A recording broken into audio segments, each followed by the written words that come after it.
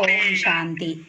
2020 నుంచి ప్రపంచంలో కొంత పరివర్తన యొక్క ప్రక్రియ జరగటం మొదలైంది. అందరికీ ఇది కనిపిస్తుంది. భగవంతుడు తప్ప ఇంకెవరూ రక్షించలేరు. ఎవరో మాట్లాడారు, ప్రపంచంలో మనుషుల్లో ఒక మాన్యత ఏర్పడింది. భగవంతుడు అసంతృప్తి చెందారు, అందుచేతనే పనిష్మెంట్ ఇస్తున్నారు. చాలా భక్తి చేస్తే ఆ భక్తి ఫలితం పూర్తవుతుంది అని చెప్తున్నారు. కాబట్టి ప్రపంచంలో కూడా అందరూ ఇది స్వీకరిస్తున్నారు, స్వీకరించాల్సిందే.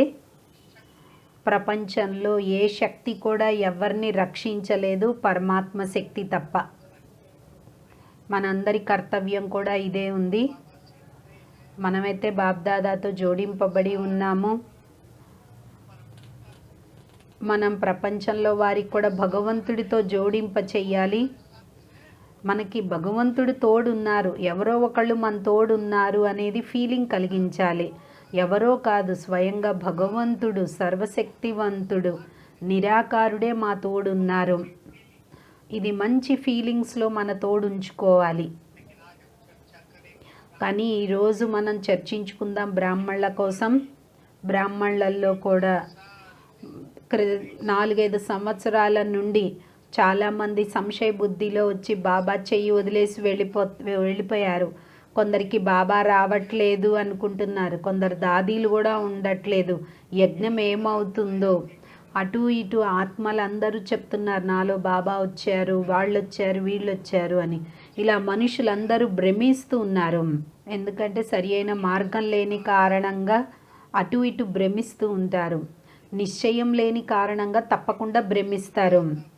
నేను 2-3 సంవత్సరాల నుంచి వింటున్నాను, అక్కడ బాబా వస్తున్నారు, ఇక్కడ బాబా వస్తున్నారు అని. ఎందుకంటే ఇది బాబా కాదు రావటం, భ్రమిస్తున్నటువంటి ఆత్మల యొక్క ప్రభావము. సేవలు తగ్గిపోయినాయి, కొందరు జీవితాలు నష్టమైపోయాయి. కాబట్టి మనందరము ముందు నిశ్చయం ఉంచుకోవాలి, ఎవరు నాకు సహయోగం ఇస్తున్నారు. 1 నిమిషం కోసం దీని యొక్క డీప్ అనుభూతిలో వెళ్దాం. ఎవరు నా చెయ్యి పట్టుకొని నిలబడి ఉన్నారు?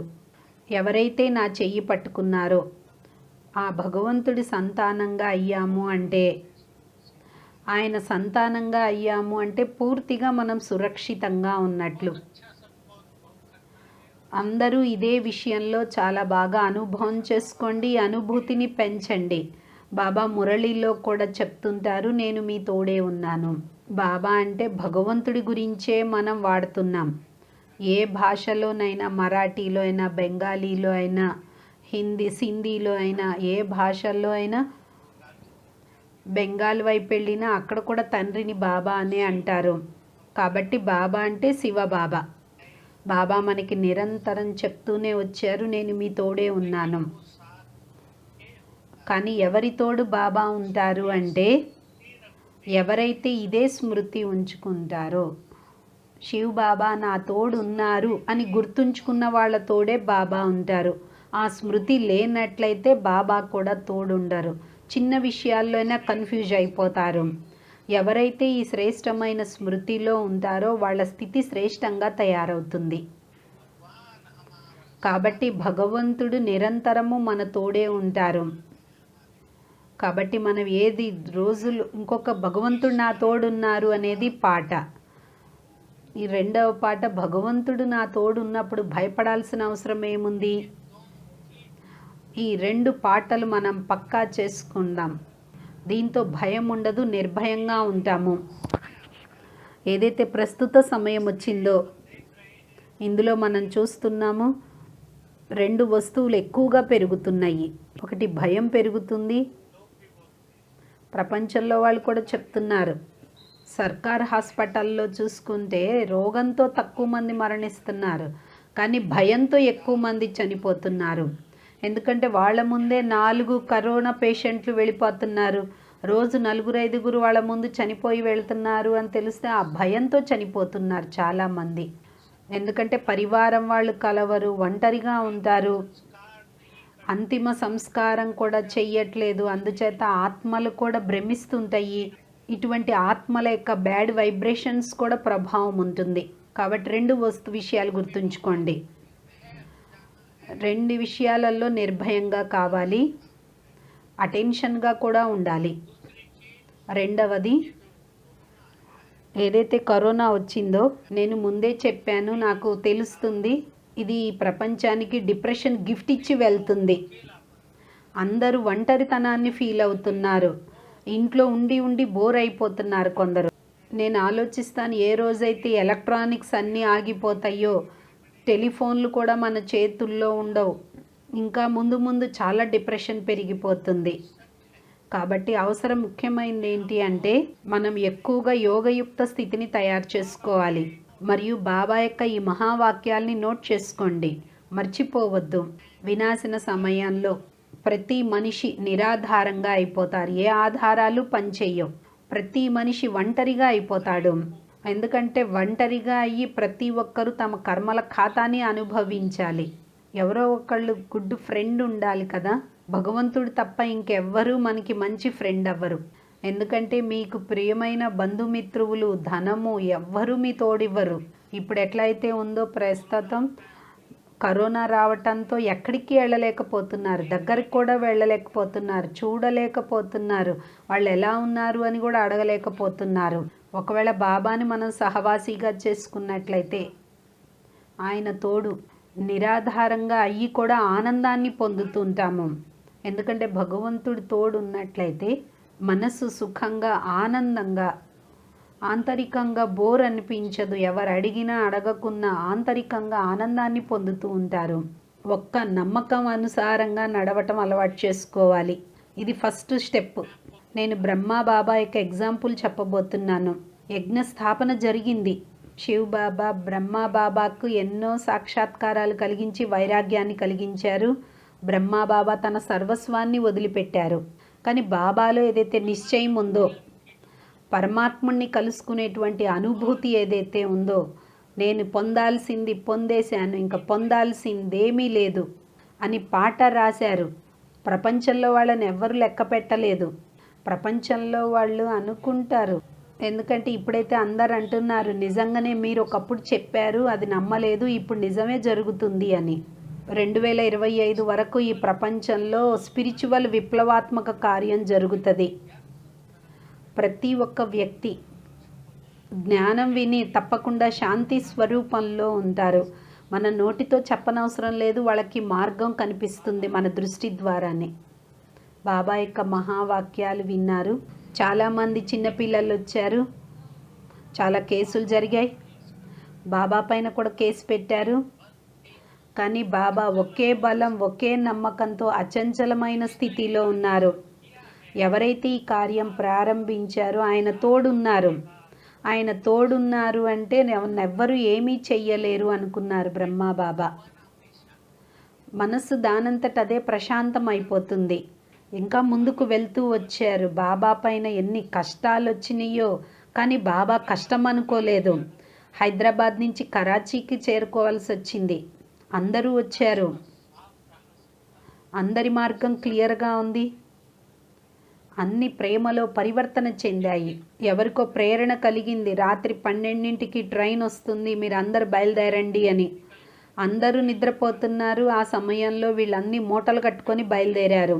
చిన్న చిన్న వస్తువులన్నీ తీసుకున్నారు, బయలుదేరారు రాత్రిలే. పరమాత్మ శక్తులు వాళ్ళకి తోడిచ్చాయి, సురక్షితం చేస్తున్నారు, వారికి మార్గం చూపించారు. ఇది బాబా యొక్క సూక్ష్మమైన కార్యం చాలా తీవ్రంగా జరుగుతూ వచ్చింది. మనం గుర్తించాలి. ఎవరైతే ఆయన నమ్మకం పైన నడుస్తారో వాళ్ళు తప్పకుండా గమ్యానికి చేరతారు, వాళ్ళు తప్పకుండా సురక్షితంగానే ఉంటారు. కాబట్టి మనం ఒక లక్ష్యం తయారు చేసుకోవాలి. స్థితి శ్రేష్టంగా ఉండాలి, అప్పుడే అన్నీ శ్రేష్టంగా ఉంటాయి. పరిస్థితులు కూడా మారుతాయి. స్థితి కూడా శ్రేష్టంగా ఉన్నప్పుడే అన్నీ మారిపోతాయి. అన్నీ రాసుకోండి మీ వద్ద బాబా మహావాక్యాలు. ఏది ఏమైనా కానీ మేము మా యొక్క స్థితిని మాత్రం చెడగొట్టుకునేది లేదు. ఎందుకంటే ఈ విషయం గురించి చాలా వస్తాయి మనకి సన్ముఖంగా. మొత్తం ఆ బుక్ చేరుకున్నారు. అక్కడ బాగా చలి ఉండేది. కొందరికి ఛాయ్ తాగే అలవాట్లేదు, ఎందుకంటే వేడి దుస్తులు లేవు. ఆ సమయంలో చలి బాగా పెరిగిపోయింది. ఎప్పుడు 0 కంటే తక్కువే ఉండేది టెంపరేచరు. అన్ని ఖజానాలన్నీ అయిపోయాయి. శివ్ బాబా పరీక్షించేటువంటి సమయం వచ్చింది. బాబా పిల్లల్ని తిరిగి పంపించాలనుకున్నాడు. శక్తిశాలి ఆత్మలే సేవ యొక్క మైదానంలో అవసరం అనుకున్నారు. సంసారంలో తన కార్యాన్ని ఇంకా పెంచాలి కాబట్టి అటువంటి పిల్లల్ని తయారు చేయాలి. ఎందుకంటే కొంతమంది పిల్లలు నిలవలేక వెళ్ళిపోయారు. కచ్చాగా ఉన్న వాళ్ళని తొలగించే ప్లాన్ చేశారు బాబా.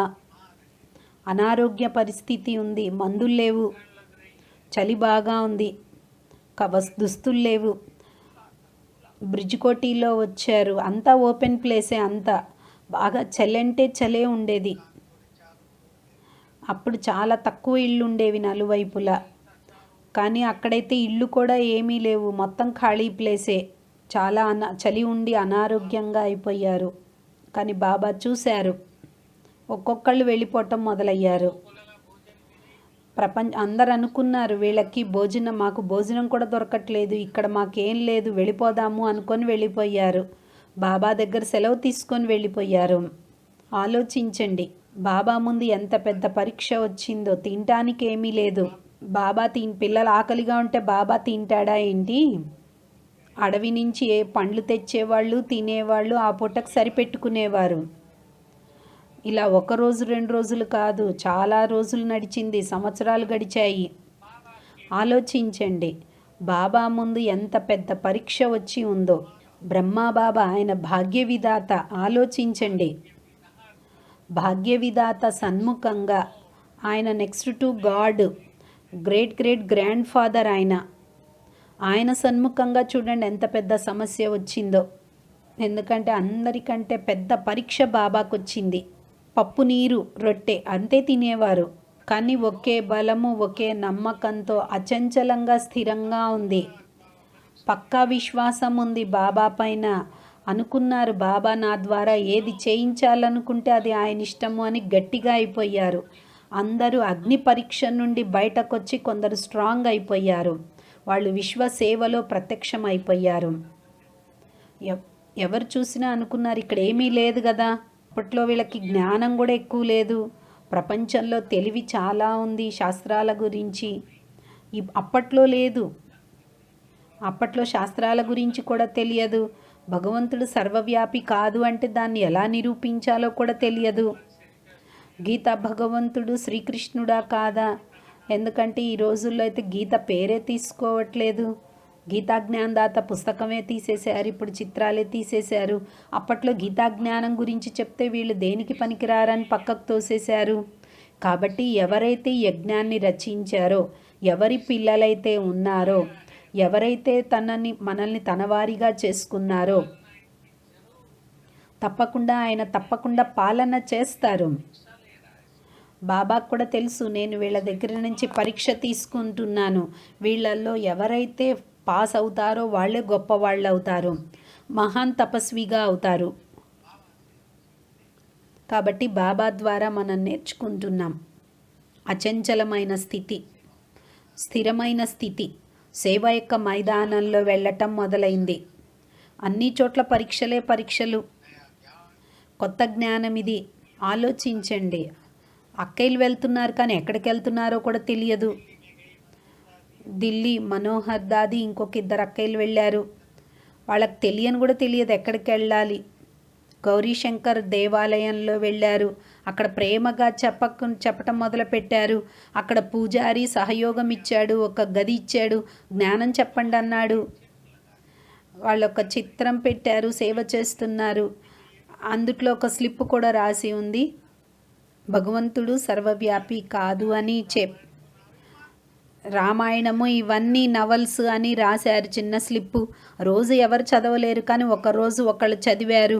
ఆయన చెప్పాడనమాట, ఏంటి ఇది వీళ్ళు ఇట్లా రాశారు, ఇది తీసేయండి అంటే తీయలేదు. కానీ తప్పకుండా ఇది భగవంతుడి యొక్క జ్ఞానం కదా.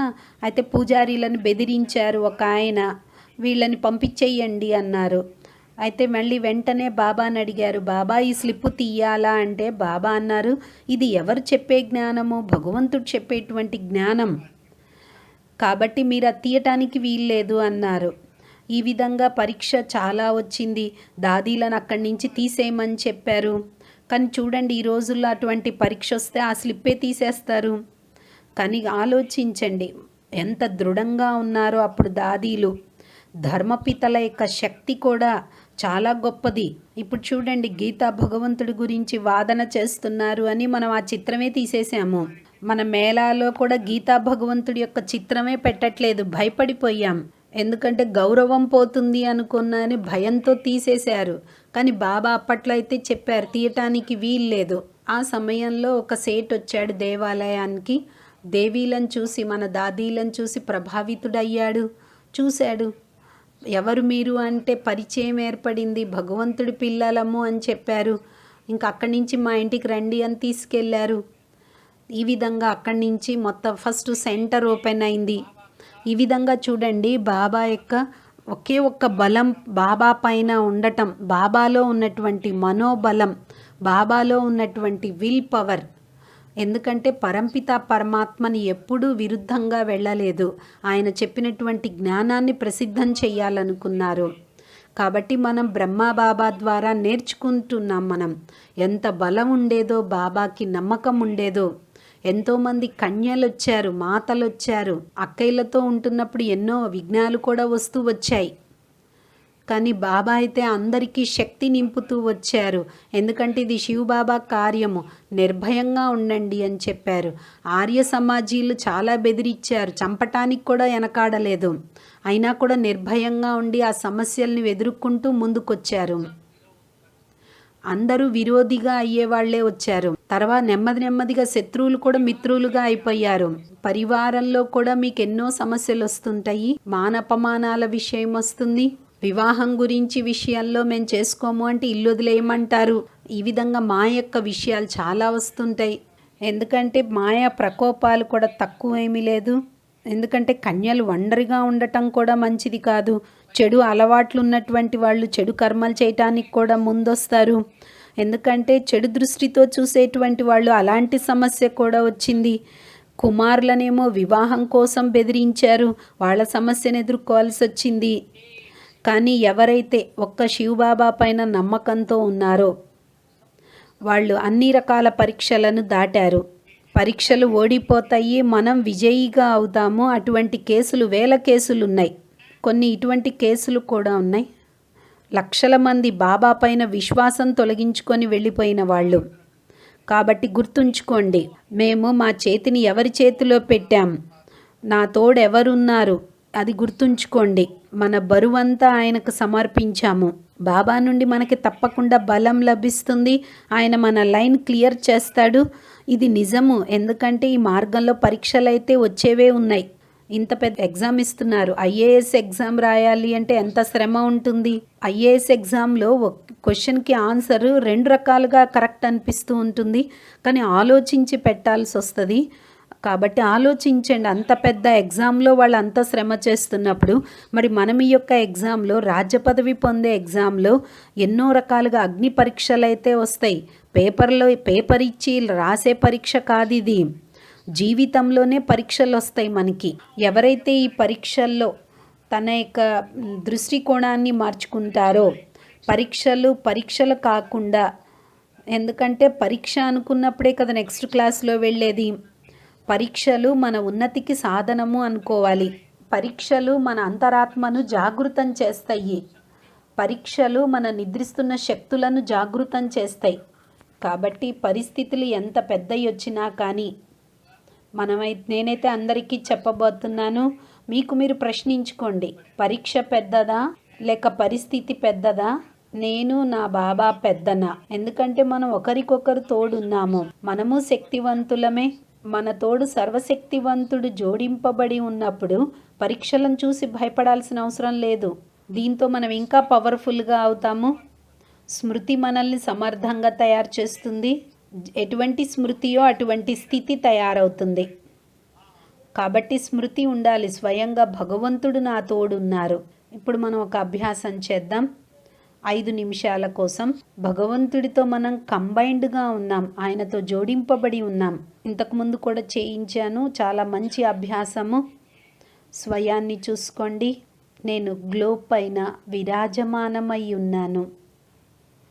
భూమి యొక్క గోళం పైన విరాజమానమై ఉన్నాను.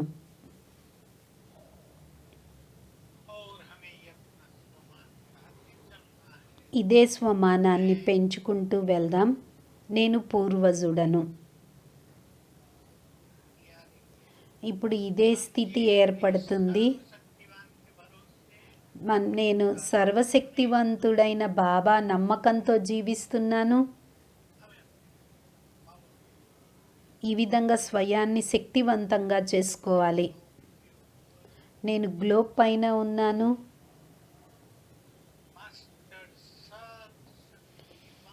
మాస్టర్ సర్వశక్తివంతుడను.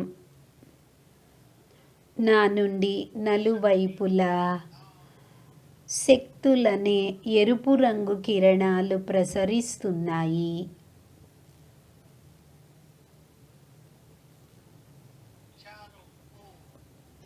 నా నలువైపులా శక్తులనేటువంటి ఆభామండలం తయారైంది.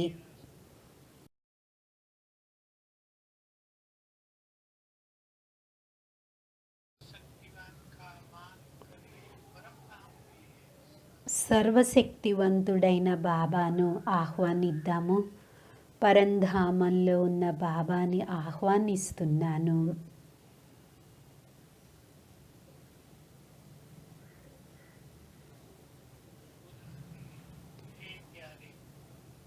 బాబాని పిలుద్దాము. ప్రియమైన బాబా, మీరు తమ ధామాన్ని వదిలి నా ఛత్రఛాయగా గొడుగు వలె తయారయ్యారు. నా యొక్క ఆహ్వానంతో సర్వశక్తివంతుడు క్రిందకు దిగుతున్నారు.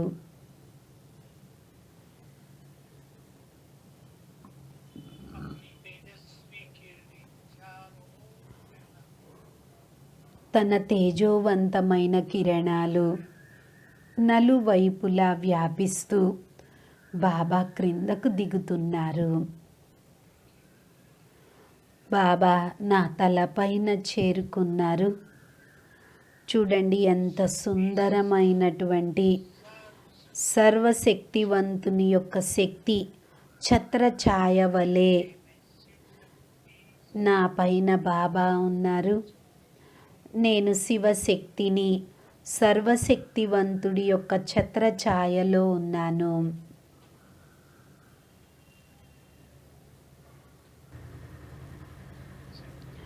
ఓం శాంతి.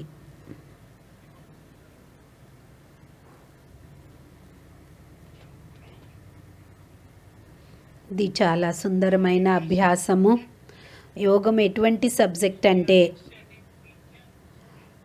ఎంత మనం దృశ్యాన్ని ఎమర్జ్ చేసుకుంటామో, దృశ్యాన్ని ఎమర్జ్ చేసుకుంటూ సుందరమైన సంకల్పాలు చేయండి. బాబా పైనుంచి కిందకొస్తున్నట్లు, బాబా కిరణాలు నలువైపులా వ్యాపిస్తున్నట్లు, తిరిగి మనస్సు నిరంతరము ఆనందాన్ని పొందుతున్నట్లు, ఈ ఆలోచనలతో నేను ఆనందాన్ని పొందుతున్నట్లు అనుభవం చేసుకోండి.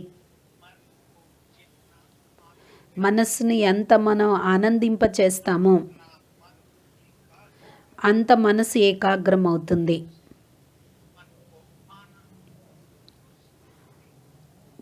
ఓపెన్ హార్ట్తో మనస్సుని ఆనందింప చేసే ప్రయత్నం చెయ్యండి. నేను మీకు కొన్ని పాయింట్స్ ఇవ్వాలనుకుంటున్నాను. దీంతో మీ యొక్క స్థితి అచంచలంగా స్థిరంగా తయారవుతుంది. అప్పుడే సర్వశక్తివంతుడి యొక్క బలాన్ని మనం అనుభవం చేసుకుంటాం. నాకు గుర్తొస్తుంది, కొందరు వృద్ధ మాతలు వస్తారు పార్టీ వచ్చినప్పుడు. కొందరు మాతలు చాలా సంతోషంగా కనిపిస్తారు. ఏంటి అంటే, చాలా సంతోషంగా కనిపిస్తున్నారు, మీ ముఖంలో అంత సంతోషం వికసిస్తుంది. అయితే అడుగుతారంట, అన్నయ్య మనవాళ్ళు మనవరాళ్ళ చింత ఉండదా అని. మాత అనేదంట, మాతలు బాబా ఉన్నారు, నాకెందుకు చింత, నేను చింతించాల్సిన అవసరం ఏముంది అని నషాగా చెప్పేవారట. నాకు చాలా ఆశ్చర్యం వేసేది, ఈ మాతలు ఎంత బాగున్నారు, బాబా ఉన్నారు అని నషాలో ఉంటున్నారు. ఒకే శబ్దంతో వాళ్ళు నిశ్చింతమైపోయారు. అలా చాలామంది ఉన్నారు వృద్ధ మాతలు.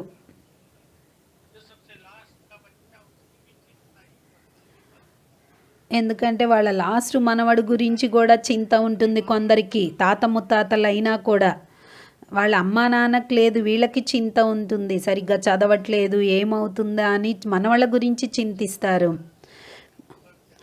ఎందుకంటే నేను అటువంటి వాళ్ళకి చెప్తాను, మీకెందుకు వాళ్ళ గురించి చింత, మీరు అన్నీ వదిలేయండి, మీరు బాబా వద్దకు వెళ్ళాలి కదా అని చెప్తాను. ఎందుకంటే వాళ్ళకి కాదు, ఆలోచించకుంటే ఎట్లా అంటారు. కాబట్టి చింతించే అలవాటు అయిపోయింది కొందరికి. కాబట్టి గుర్తుంచుకోండి, నేను ఒక విషయం చెప్పబోతున్నాను, రాసుకోవాలనుకుంటే రాసుకోండి. నా తోడు స్వయంగా భగవంతుడు ఉన్నారు. ఎవరి తోడైతే భగవంతుడు ఉంటారో వాళ్ళని ఎవరు ఏది చెడగొట్టలేరు, బాగు చెడగొట్టలేరు. నేను ఏ విధంగా అయితే చెప్పానో, స్మృతి ఉండాలి మీకు, భగవంతుడు నా తోడు ఉండాలి అని స్మృతి ఉండాలి, ఫీల్ అవ్వండి.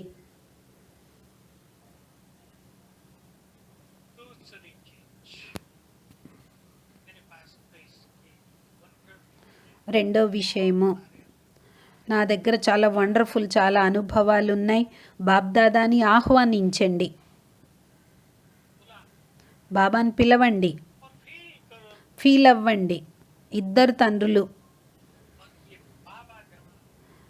తండ్రులు మీ స్థానంలో వచ్చినట్లు. ఎక్కడైతే బాబా వచ్చి ఉంటారో బాధ్యత అయింది. ఇంకా ఆయనే చెప్తున్నారు, మీ బాధ్యత నాకు ఇవ్వండి అని. నేను చాలామందికి ఈ విధంగా బాబా మీ ఇంట్లో వచ్చినట్లు ప్రయోగం చేయించాను. ఏ ఇంట్లో అయితే భూత ప్రేతాల యొక్క ప్రభావం ఉంటుందో ఆ సమయంలో వాళ్ళతో ప్రయోగం చేయించాను. అమృత వేళలో చేయమన్నాను. యోగంలో మధ్యలో కొన్ని మోటివేట్ క్లాసెస్ చేయించాను. నేను చెప్పాను, 10 సార్లు బాబాని మీ ఇంట్లో ఆహ్వానించండి. మరియు బాబా వచ్చి ఉన్నారు. బాబా కిరణాలు నలువైపులా వ్యాపిస్తున్నట్లు అనుభవం చేయమన్నాను. 2 నిమిషాల అభ్యాసం చెయ్యండి. అప్పుడు భూతాలన్నీ పారిపోయాయి. కాబట్టి మీరు మీ ఇంట్లో బాబాని తప్పకుండా ఆహ్వానించండి. బాబా నివసిస్తారు తప్పకుండా. ఎన్నిసార్లు పిలవాలి అంటే, మీరు చాలాసార్లు పిలిచారు అంటే తప్పకుండా బాబా అనటంతోనే బాబా వచ్చేస్తారు. బాబా రండి అనగానే వచ్చేస్తారు. అంత పిలవటం మీరు అలవాటు చేసుకోండి. మీ ఇంట్లో, మీ క్షేత్రంలో కూడా తప్పకుండా బాబాని ఆహ్వానించండి. మీ బుద్ధిని పరంధామానికి తీసుకెళ్ళండి. పరమపిత పరమాత్మను ప్రేమగా ఏకాగ్రంగా చూద్దాము. చాలా ప్రేమగా బాబాని చూస్తూ ఉందాము. ప్రేమ సాగరుడైన బాబా, సర్వశక్తివంతుడైన బాబా, బాబా మీరు తమ ధామాన్ని వదిలి మా వద్దకు రండి. శివ్ బాబా నెమ్మదిగా క్రిందకు దిగటం మొదలుపెట్టారు. సూక్ష్మలోకంలో చేరుకొని బ్రహ్మ శరీరంలో ప్రవేశించారు. ఇద్దరూ వస్తున్నారు. ఇద్దరూ మా ఇంట్లో చేరుకున్నారు. ఒకటి బ్రహ్మ బాబా యొక్క దివ్య ఫరిష్తా స్వరూపము, రెండవది జ్ఞాన సూర్యుడైన శివ్ బాబా స్వరూపము. బాబా దృష్టి ఇస్తున్నారు. బాబా తన హస్తాన్ని నా తలపైన పెట్టారు. బాబా వైపు చూడండి. బాబా యొక్క అంగం నుండి రంగురంగుల కిరణాలు ప్రసరిస్తున్నాయి. ఆ మొత్తం కిరణాలు ఇంటిలో నలువైపులా వ్యాపిస్తున్నాయి. మన ఇల్లు కూడా ఈశ్వరీయ శక్తులతో సంపన్నంగా అయ్యింది. మరియు బాబా దృష్టి ఇచ్చి తిరిగి తన ధామానికి పయనిస్తున్నారు. ఇది చాలా మంచి అభ్యాసము. బాబాని పిలవండి. బాబాని పిలవటంతోనే వస్తారు, వైబ్రేషన్స్ ఇస్తారు. ఏ పరిస్థితి ఉన్నా, ఎటువంటి అనారోగ్య పరిస్థితి అయినా, ఇంట్లో చిన్న పెద్ద సంఘర్షణ జరిగినా అన్నీ శాంతిస్తాయి. బాబాకు సమర్పిస్తూ వెళ్ళండి. 3వ విషయము, బాబా నేర్పించినటువంటి విషయము, నాతో అంతా బాగా జరుగుతుంది. ఎందుకంటే నా తోడు స్వయంగా భగవంతుడున్నారు, నేను ఆయన సంతానాన్ని. బాబా పైన విశ్వాసం ఉండాలి. ఇది చాలా అభ్యాసం చెయ్యండి. రోజు మర్చిపోకుండా అభ్యాసం చెయ్యండి. పరిస్థితులు వస్తాయి, వెళ్ళిపోతుంటాయి, కానీ మర్చిపోతుంటారు ఈ విషయాన్ని. పొద్దున్నే లేచి మీరు తిలకం పెట్టుకోండి, స్మృతి తిలకం పెట్టుకోండి. నేను గుర్తు పెట్టుకోండి, నా తోడు అంతా బాగా జరుగుతుంది. ఎందుకంటే నా తోడు స్వయంగా భగవంతుడున్నారు. కాబట్టి నా అంత భాగ్యవంతులు ఇంకెవరు లేరు. మీకు చాలా ఆనందం కలుగుతుంది ఈ సంకల్పంతో. బాబా పైన విశ్వాసము, బాబా పలం పైన నమ్మకం ఉండాలి. ఈ విధంగా బాబాని ఆహ్వానించండి, అండర్లైన్ చేసుకోండి. బాబా కూడా చెప్తున్నారు, నాదిని నీదిలో పరివర్తన చెయ్యండి. మీ చింతలన్నీ బాబాకిచ్చి మీరు సంతోషంగా ఉండండి. తిరిగి మీరు నిశ్చింత చక్రవర్తిగా అయిపోతారు. ఇది చాలా పెద్ద విషయము. ప్రపంచంలో వినాశనము, హాహాకారాలు జరుగుతుండొచ్చు, కానీ బాబా చెప్పే విషయాలన్నీ నాకు గుర్తొస్తున్నాయి. పరితపిస్తుంటారు ప్రపంచంలో అందరూ. ఈ ముళ్ళడవికి నిప్పంటుకునేదే ఉంది. ఎందుకంటే మహమ్మారి చాలా కాలం నడుస్తుంది. ఇప్పుడు కరోనా ఉంది, కరోనా ప్రభావం చాలా ఉంది, కానీ కొంత అయితే సురక్షితంగా ఉంటున్నారు. కానీ ముందు ముందు ఎటువంటి పరిస్థితులు వస్తాయి అంటే బయటకు కూడా వెళ్ళలేరు. ఏమి మందులు దొరకవు. అనారోగ్యంగా ఉన్న వాళ్ళకి మందులు దొరకవు, చాలా ఇబ్బంది పడుతుంటారు. ఎందుకంటే మనకి మాత్రం ఇంట్లోనే అన్నీ దొరుకుతాయి. మీ సంకల్ప శక్తితో మీకు అంతా సమృద్ధిగా ఉంటుంది. దీని గురించి చింతన చెయ్యండి. భగవంతుడి పైన నమ్మకం పెట్టుకోండి. ఎందుకంటే ఇది భగవంతుడి మహావాక్యాలు పెద్దవి. నాకు తోడు ఎవరిస్తున్నారు? మీరు చింతలిచ్చి నష తీసుకోండి. నాకు ఎవరు తోడిస్తున్నారు? నా చెయ్యి ఎవరు పట్టుకున్నారు? ఎవరు నా ఛత్రఛాయ నీడలాగా ఉన్నారు? కాబట్టి మనసులో ఉన్నటువంటి బరువు బాధ్యతలన్నీ బాబాకి ఇచ్చేయండి. బాబా యొక్క సుందరమైన మహావాక్యాలు. బాబా మొత్తం ప్రపంచం యొక్క బరువులు మోసేవారు, మన పిల్లల యొక్క బరువు మొయ్యలేరా ఏంటి? ప్రాక్టీస్ చేయండి. ఇదే అభ్యాసం. ఎంతైతే మీరు అభ్యాసం చేస్తారో, మనం ఎందుకు బరువుగా అయ్యి ప్రపంచం వైపు చూడాలి? ప్రపంచంలో బరువు మోసే భగవంతుడే బరువు ఇవ్వమని అడిగినప్పుడు మనం ఎందుకు బరువు ఇవ్వకూడదు? మనం ఎందుకు బరువు మొయ్యాలి? మన బరువు అంతా బాబాకి ఇచ్చేయాలి. కాబట్టి ఆయన మన చెయ్యి పట్టుకొని నడుస్తున్నారు. మనందరినీ గమ్యానికి తీసుకెళ్తారు. వాళ్ళకి మార్గం దొరకదు, కానీ మనందరికీ పరమ సద్గురు గైడ్గా అయ్యి వచ్చారు. కాబట్టి ఆయన తోడు తీసుకోండి. దీంతో మన స్థితి బాగా తయారవుతుంది. మనం బాబా నమ్మకంతో జీవించాలి, అంతా మంచి జరుగుద్ది. కాబట్టి మానసిక స్థితిని తయారు చేసుకోండి. ఆ విధంగా ఏది దొరుకుతుందో అందుట్లో సంతోషించటం అలవాటు చేసుకోవాలి. భోజనం అయితే దొరుకుద్ది. ఒకవేళ భోజనం లభించకున్నా కూడా డాన్స్ చేస్తూ ఉండండి, భగవంతుడు దొరికాడు, నాకు ఇంకేం కావాలి. భోజనం అయితే దొరుకుద్ది. బాబా అయితే ముందే చెప్పారు. మంచి ఉదాహరణ. ఎప్పుడైతే ముళ్ళ అడవికి నిప్పంటుకుంటుందో చూపించారు. ప్రపంచానికి నిప్పంటుకున్నప్పుడు ప్రపంచం నష్టపోతుంది, కానీ బాబా పిల్లలకి చాలా సహాయం లభిస్తుంది. కానీ మీకైతే అన్ని కర్మలతో ముక్తులుగా కావాలి. ఎవరైతే పవిత్రంగా ఉంటారో, ఎవరి పుణ్య ఖాతా సంపన్నంగా ఉంటుందో వాళ్ళకి ఏ ఇబ్బందులు ఉండవు. వారి జీవితం నౌకను బాబా ఈజీగా తీరానికి చేరుస్తున్నట్లు అనుభవం చేసుకుంటారు. రెండో విషయం చెప్పబోతున్నాను. 73లో జరిగిన విషయము. ఢిల్లీలో పాండవ్ భవన్ ఇల్లు కొన్నారు. ఫస్ట్ టైం తీసుకున్నది పెద్దది. బాంబేలో చిన్న పెద్ద అయితే దొరికాయి, కానీ ఢిల్లీలో పెద్ద భవనం తీసుకున్నారు. ఢిల్లీలో అది కూడా పెద్ద దొరకటం కష్టం. దాని ఓపెనింగ్కి సందర్భంగా పెద్ద మేళా పెట్టారు. మొత్తం భారతదేశంలో అది ఫస్ట్ మేళా. అప్పుడు ఇన్ని జోన్స్ లేవు, పెద్ద పెద్ద సెంటర్స్ ఉండేవి. అందరినీ పిలిచారు. నేను కూడా నెల రోజులు అక్కడే ఉన్నాను. బాబా యొక్క కథ నేను కరుణాబాయి కలిసి తయారు చేశాము. దానికంటే ముందు అవ్యక్త బాబ్ దాదా వచ్చారు హిస్టరీ హాల్లో. మెడిటేషన్ హాల్ 74లో తయారైంది. హిస్టరీ హాల్లోనే బాబా వచ్చారు. ఓం శాంతి భవన్ తర్వాత కట్టారు. బాబా ఒక ప్రశ్న అడిగారు, వినాశనం అయినప్పుడు నీళ్లు దొరకవు, ఆహారం దొరకదు, అప్పుడు ఏం చేస్తారు అని అడిగారు. చాలా శ్రద్ధగా వినండి. కొందరు చెప్పారు చిన్న హాల్ కదా, దగ్గర ఉన్నారు. కొందరు అన్నారు బాబా వద్దకెళ్ళి షూబిరసం తాగుతాము. కొందరు అంటారు స్టాక్ జమ చేసుకుంటాము అన్నారు. చిన్న చిన్న సమాధానాలు మనం చెప్పినట్టు ఇచ్చారు. కానీ బాబా చెప్పారు, నషాగా ఎందుకు చెప్పరు మీరు? మేము భగవంతుడి పిల్లలము, భగవంతుడు మనల్ని ఆకలితో ఉంచుతాడా ఏంటి అని మీరు నషాతో ఎందుకు చెప్పట్లేదు? తర్వాత దీని రహస్యం బాబా తర్వాత చెప్పారు. ఎందుకు బాబా చెప్తున్నా? ఎందుకంటే నేను మీ పిల్లల యొక్క దుఃఖాన్ని చూడలేను. కాబట్టి బాబా చాలా రహస్యయుక్తమైన విషయం చెప్పారు. ఎవరి వద్దైతే అష్టశక్తులు ఉంటాయో వారికి అన్నీ లభిస్తాయి. ఎంతైతే శక్తుల యొక్క లోపం ఉంటుందో అంతే అన్నీ తక్కువ దొరుకుతాయి. కొందరికి ఛాయ్ కావాలి, సౌత్లో వాళ్ళకి కాఫీ కావాలి, మందులు కావాలి. కొందరు మందులపైన ఎంత డిపెండ్ అయిపోయారు అంటే మందులు లేకుంటే జీవించటం కష్టం. షుగర్ ఉన్నోళ్ళకి షుగర్ మందు కావాలి. బాబా చెప్పారు ఎవరి వద్దైతే సర్వశక్తులు ఉంటాయో వాళ్ళకన్నీ ప్రాప్తిస్తాయి. తప్పకుండా సర్వశక్తులు లభిస్తాయి. కాబట్టి ఈ శక్తులను మనలో పెంచుకుంటూ వెళ్ళాలి. ఇప్పుడు ఇంకొక అభ్యాసం చేయించాలనుకుంటున్నాను. మీకు తెలుసు కదా, నేను బాబా ప్రేరణతో ఒక విషయాన్ని చెప్పబోతున్నాను.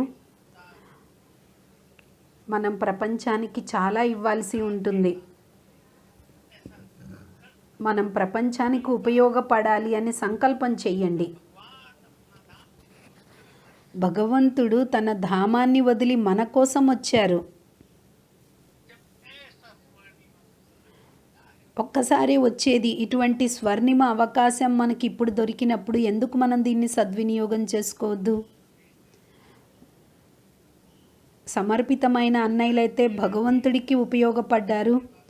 ఎవరైతే గృహస్థంలో ఉంటూ తనువు మనసు ధనంతో సేవ చేస్తున్నారో వాళ్ళు భగవంతుడికి ఉపయోగపడ్డారు. కొందరిది ధనము, కొందరిది శరీరము, కొందరు హృదయాన్ని ఇచ్చారు. కొందరు తన యోగ్యతలతో సేవ చేస్తున్నారు. ఒక్కొక్కళ్ళు ఒక్కో రకంగా భగవంతుడి కార్యంలో ఉపయోగపడ్డారు. కాబట్టి ఇప్పుడు మనం ప్రపంచానికి ఉపయోగపడాలి. ప్రపంచంలో విఘ్నాలు పెరిగే ఉన్నాయి. విఘ్నాల నుండి అందరినీ ముక్తులుగా చెయ్యాలి. అందరి యొక్క పాపాల కుండలు పగిలేవే ఉన్నాయి. మనం భ్రమిస్తున్నటువంటి ఆత్మలకు కూడా మనం ముక్తినివ్వాలి. అనారోగ్యంగా ఉన్నటువంటి వాళ్ళకు కూడా మనం దృష్టిని ఇవ్వాలి. కాబట్టి మనం బాబా పిల్లలం, చాలా సేవ చెయ్యాలి. తక్కువలో తక్కువ ఒక్క సబ్జెక్టులో స్పెషలిస్ట్ అవ్వాలి. డాక్టర్లు కూడా ఒక సబ్జెక్ట్లో స్పెషలిస్ట్ ఉంటారు కాబట్టి ఎక్కువ సంపాదించుకుంటారు. కాబట్టి మనం కూడా ఏదో ఒక వరదానంలో స్పెషలిస్ట్ కావాలి. ఎక్కడ విఘ్నం ఉంటుందో అక్కడ మనం దాన్ని సమాప్తం చేయగలగాలి. ఎక్కడైతే ప్రకృతి తుఫాన్లు వస్తాయో దాన్ని శాంతింప చేయగలగాలి. ఎక్కడైతే పతితంగా దుఃఖితులుగా ఉన్నారో వాళ్ళని సుఖీగా చెయ్యాలి. కాబట్టి మనం ఎటువంటి వరదానం తీసుకోవాలి? 21 రోజులు అమృత వేళలో మీరు అభ్యాసం చెయ్యండి. నేను ఫరిష్తాను. 21 రోజులు ఉదయం అభ్యాసం చేయాలి. ఏం అభ్యాసం చేయాలో అన్నయ్య చెప్తున్నారు. ఆ పరిస్థితుల్ని ఎదుర్కోవటానికి మనం సహయోగం ఇవ్వాలి. నేను ఒక ఫరిష్తాను. నేను ఫరిష్తాను. సూక్ష్మలోకానికి పయనిస్తున్నాను. ఆకాశంలో పయనిస్తూ సూక్ష్మవతనానికి చేరుకుంటున్నాను. మన సన్ముఖంగా పరమ సద్గురు బాబాను వరదాని రూపంలో చూస్తున్నాను. భాగ్య విధాతను, మన భాగ్యాన్ని బాగా చూసుకుంటున్నాను. బాబా నాకు దృష్టినిస్తున్నారు. బాబా నా మస్తకం పైన తిలకాన్ని దిద్దారు. మరియు నాకు వరదానం ఇస్తున్నారు. పిల్లలు విఘ్న వినాశకులుగా కండి. దీన్ని స్వీకరిస్తున్నాను. మాస్టర్ దుఃఖహర్త భవ. సంపూర్ణ పవిత్ర భవ. మరియు బాబా నాకు దృష్టినిస్తున్నారు.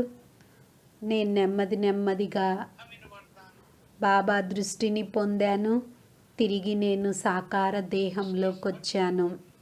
ఈ విధంగా వరదానాలను గుర్తుంచుకొని భగవంతుడి నుండి నాకు ఈ వరదానం లభిస్తుంది. తిరిగి మనం కూడా ఇతరులకు దృష్టినిస్తూ సంకల్పం చేద్దాము. విఘ్న వినాశకుడను, వీళ్ళ విఘ్నాలు తొలగిపోతున్నాయి. చాలా మంచి అనుభూతి అవుతుంది మీకు.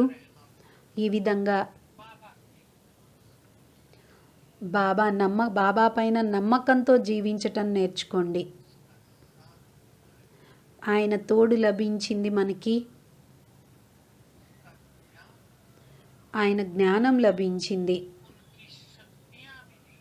ఆయన నుండి శక్తులు లభించాయి.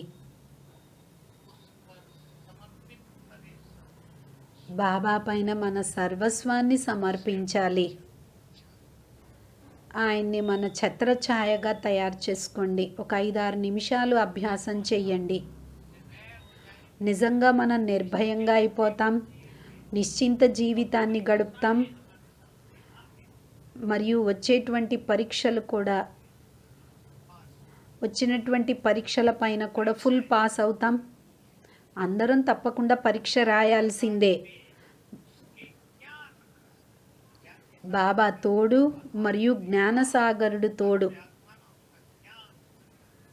అంటే బాబా చెయ్యి మన తోడుండటం అంటే ఆయన జ్ఞానం మన తోడుండటం. ఆయన తోడు, ఆయన జ్ఞానము, ఆయన పైన సమర్పణతా భావము, ఆయన శక్తులు కూడా మన తోడున్నాయి. మన సర్వస్వాన్ని బాబాకు సమర్పించి నిశ్చింత స్థితిని తయారు చేసుకోవాలి. బాబాని ఆహ్వానించటం చాలా మంచి విషయము. ఇది మర్చిపోవద్దు. అభ్యాసం చేస్తూ దీన్ని పెంచుతూ ఉండండి. బాబా కార్యము, బాబా వచ్చేశారు కాబట్టి ఏ విషయంలోనైనా బాబాని ఎంచుకోండి. బాబా విచలితం కాకుండా బాబాని ఆహ్వానించండి. చాలా ధైర్యచిత్తులుగా కూడా కావాలి. నిర్భయంగా అవ్వాల్సిన అవసరం కూడా చాలా ఉంటుంది.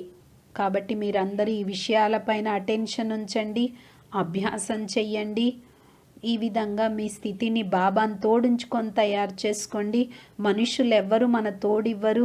ధనం మన తోడుండదు. సాధనాలు కూడా మన తోడుండవు. అంటే బట్టి రోజంతా చేయిస్తాను. ఉదయం 10 నుంచి 12 వరకు, సాయంత్రం 5 నుంచి 7:30 వరకు. ఇప్పుడు కాదు,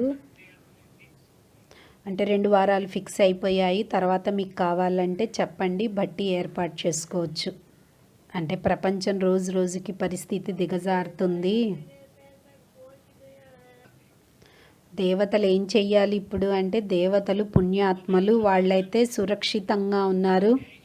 పవిత్ర భోజనం అయితే అందరిది ఉంది. అందరూ పుణ్యాత్మలు మంచి కర్మలు చేస్తూ వెళ్ళాలి.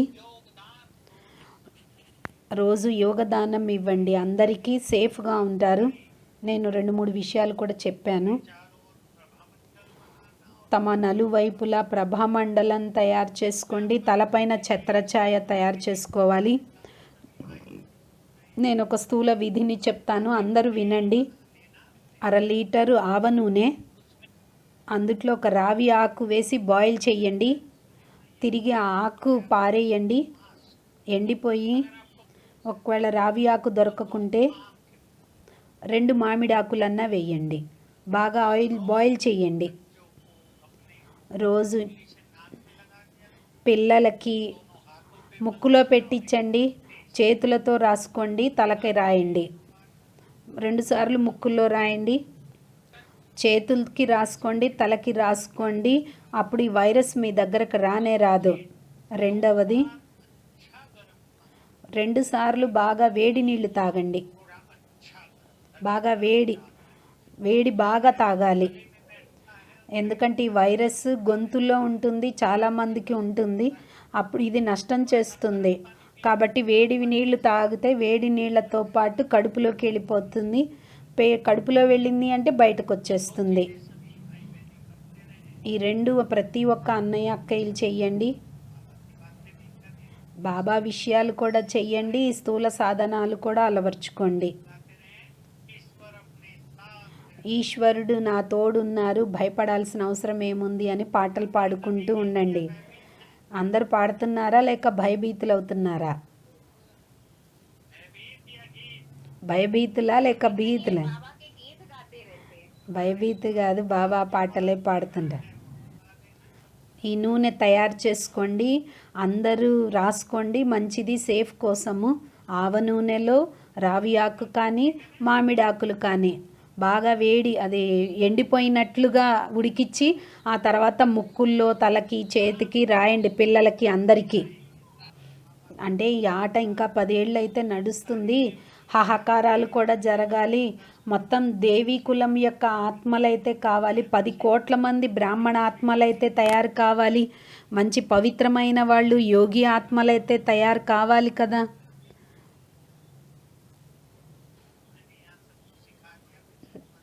నేను అందరికీ తయారు చేయించి, మాస్క్ కూడా అవసరం లేదు, ఇది పెట్టుకుంటే స్వయం సురక్షితంగా ఉంటారు.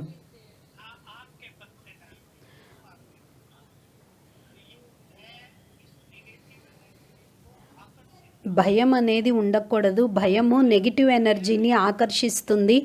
మనం ఎంత నిర్భయంగా ఉంటే అంత భయం తిరిగి వెళ్ళిపోతుంది. అంటే చాలామంది అక్కయ్యలు మాతలు భయపడుతున్నారు అంటే అన్నయ్య అంటున్నారు నిర్భయంగా ఉంటే మంచిది. ఓం శాంతి.